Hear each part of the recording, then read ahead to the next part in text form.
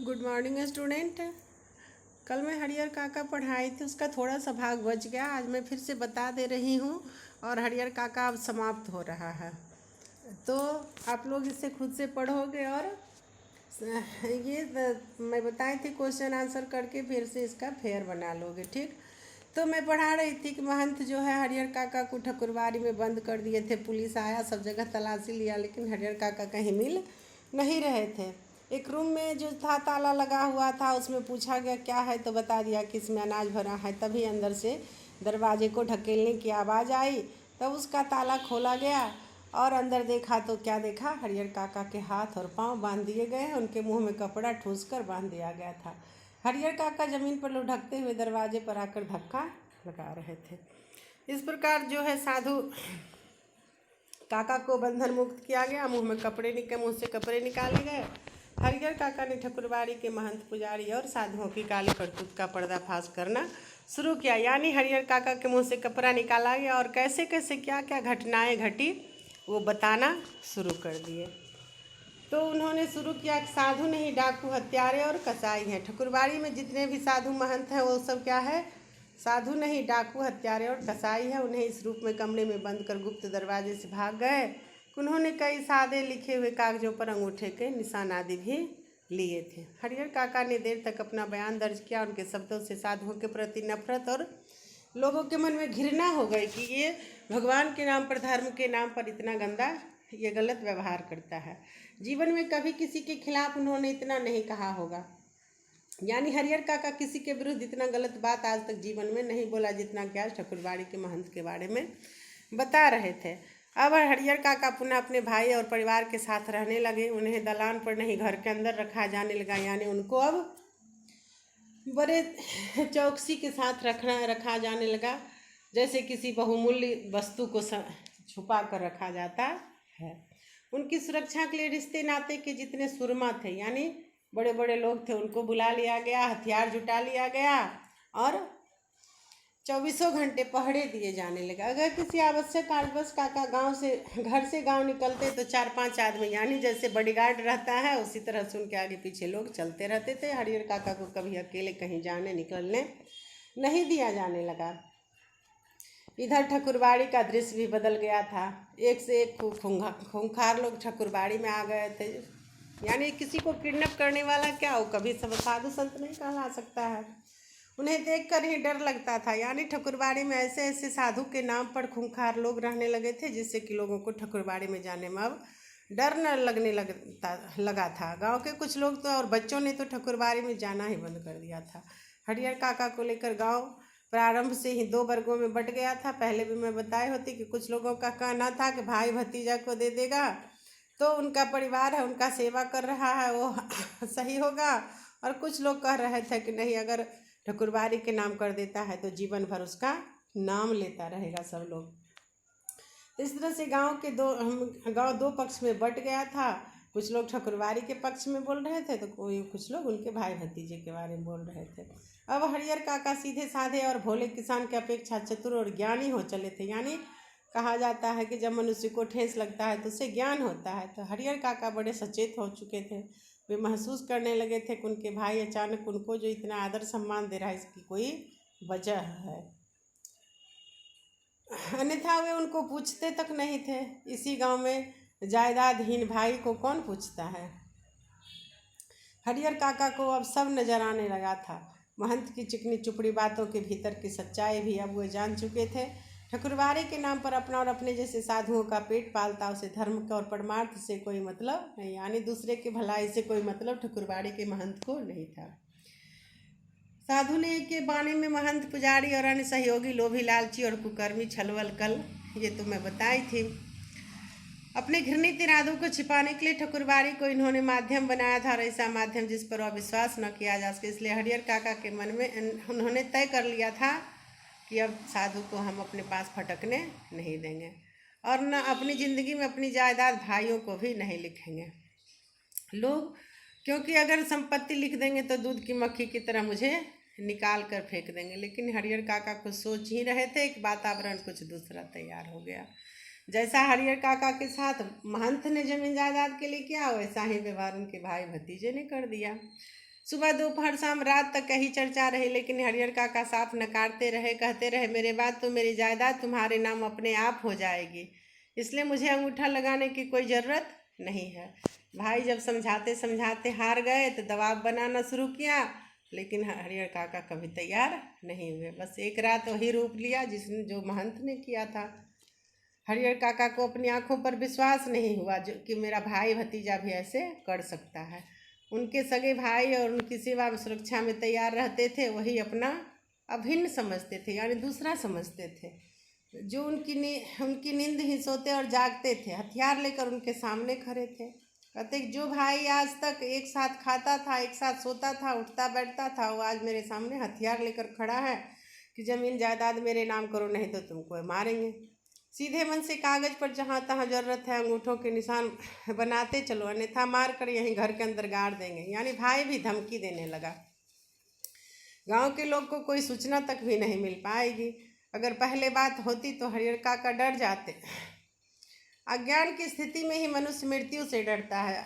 यानी पहले अगर ऐसा धमकी देता तो हरिहर काका डरते, लेकिन अब तो वो महंत की करतूत से निर्भीक हो चुके थे। अब भाइयों की इस धमकी से उन्हें कोई डर नहीं हो रहा था, और ज्ञान होने के बाद आवश्यकता पड़ने पर मृत्यु को वरण करने के लिए तैयार हो जाता है। यानी मनुष्य को जब कुछ अच्छा ज्ञान आता है तो सोच लेता है कि इसके लिए मरना भी पड़े तो कोई दिक्कत नहीं है, लेकिन मैं ऐसा काम नहीं करूँगा, ये संकल्प ले लेता। वही हरिहर काका ने किया। उन्होंने कहा कि ये सब एक ही बार उन्हें मार दे यह ठीक होगा, लेकिन अपनी ज़मीन लिखकर रमेशर की विधवा की तरह ज़िंदगी में घुट घुट कर मरना ठीक नहीं है। यानी उनके पड़ोस में एक विधवा थी जिनका की ज़मीन जायदाद उनके परिवार वाले ले लिए थे, और उनको एक दो जून की रोटी भी नहीं दिया जाता था। हरिहर काका को लगता था कि अगर रमेशर काका की विधवा ने अपनी ज़मीन जायदाद नहीं लिखी होती तो अंत समय तक लोग उसके पाँव पखाड़ते रहते। यही सोचकर हरिहर काका निश्चय कर लिए थे कि मैं अब जीते जी जिंदगी ज़मीन अपना किसी को नहीं लिखूंगा। हरिहर काका गुस्से से खड़े हुए और गरजते हुए कहे, मैं अकेला हूँ, तुम सब इतने हो, ठीक है मुझे मार दो, लेकिन जीते जी एक धुर भी ज़मीन तुम्हें नहीं लिखूंगा। भाई लोग भी एकदम संकल्प कर लिए थे कि आज इसको मार पीट कर जैसे भी होगा ज़मीन जायदाद लिखवा ही लेंगे। कहा ठीक है, तुमको जो करना है करो। भाई लोग भी हरिहर काका के साथ हाथापाई शुरू हो गई दोनों भाई लोगों का। हरिहर काका उस घर से निकलकर बाहर गांव में भाग जाना चाहते थे, लेकिन उनके भाई उन्होंने मजबूती से पकड़ लिया था। प्रतिकार करने पर वे प्रहार भी करने लगे थे। यानी मारपीट, प्रहार करना मतलब आक्रमण करना, मारना पीटना करने लगे थे। अकेले हरिहर काका कई लोगों से जूझ सकने में असमर्थ थे, क्योंकि भाई 3 थे, उनके बेटे लोग भी थे। चिल्लाना शुरू कर दिए। अब तो भाइयों को चेत आया कि मुँह तो अब चिल्लाएगा तो पड़ोस वाले को सुनाई पड़ेगा। तो उन्हें भी याद आया कि महंत की तरह पहले ही इसके मुँह में कपड़ा ठूस देना चाहिए था। तत्क्षण उन्होंने पटक कर उनके मुँह में कपड़ा ठूस दिया, उसी समय ऐसा सोच करके।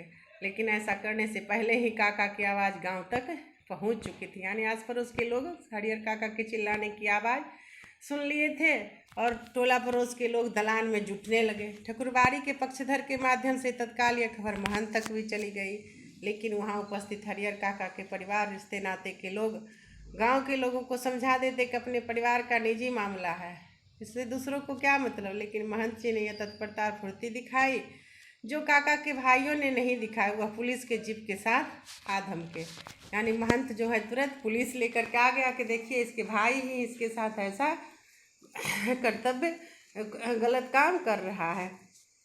पुलिस के आने के बाद निजी मामले का सवाल खत्म हो गया। घर तलाशी शुरू हुई। हरिहर काका को उससे भी बदतर हालत में बरामद किया गया और पुलिस उनको लेकर के चला गया। बंधन मुक्त होने पर और पुलिस की सुरक्षा पाने के बाद उन्होंने बताया कि उनके भाई ने उनके साथ बहुत जुल्म अत्याचार किया। फिर बयान देना शुरू किया कि भाई ने कैसे कैसे मेरे साथ क्या किया, और पुलिस उन्हें लेकर के चला गया। हरिहर काका के पीठ, माथे और पांव पर कई जगह जख्म के निशान थे। बहुत घबराए लग रहे थे, कांप रहे थे। अचानक गिरकर बेहोश हो गए। मुंह पर पानी छिड़कर होश में लाया गया। भाई और भतीजे तो पुलिस के डर से भाग गए, चंपत हो गए। पुलिस की पकड़ में रिश्ते के 2 व्यक्ति आए। रिश्ते के शेष लोग भी वहां से भाग गए। हरिहर काका के साथ घटी घटना तक की सबसे अंतिम घटना है। इस घटना के बाद काका परिवार से बिल्कुल अलग रहने लगे। कहाँ चले गए थे? पुलिस की कस्टडी में चले गए थे, पुलिस के देख रेख में रहने लगे। हालांकि इसके लिए उनके भाइयों और महंत की ओर से काफ़ी प्रयास किया गया। असल में भाइयों को चिंता थी कि हरिहर काका अकेले रहने लगेंगे तो ठकुरबाड़ी के महंत अपने लोगों के साथ आकर पुनः उन्हें ले भागेंगे, और यही चिंता महंत को भी थी। हरिहर काका को अकेला और असुरक्षित पाकर उनके भाई पुनः उन्हें धर दबोचे। इसलिए अब हरिहर काका ने अपनी सुरक्षा पुलिस की मांग की, और अब नेपथ्य में रहकर ही भाइयों और महंत ने जी ने पैर भी लगा और पैसे खर्च कर उन्हें पूरी सहायता पहुंचाई कि नहीं, अब इसको एक बड़ी गार्ड ही चाहिए। जहाँ तक मैं समझता हूँ फिलहाल हरिहर काका की सुरक्षा पुलिस जरूर रहना चाहिए, क्योंकि एक तरफ से महंत दबाव बना रहा था और एक तरफ से उनके भाई लोग दबाव बना रहे थे।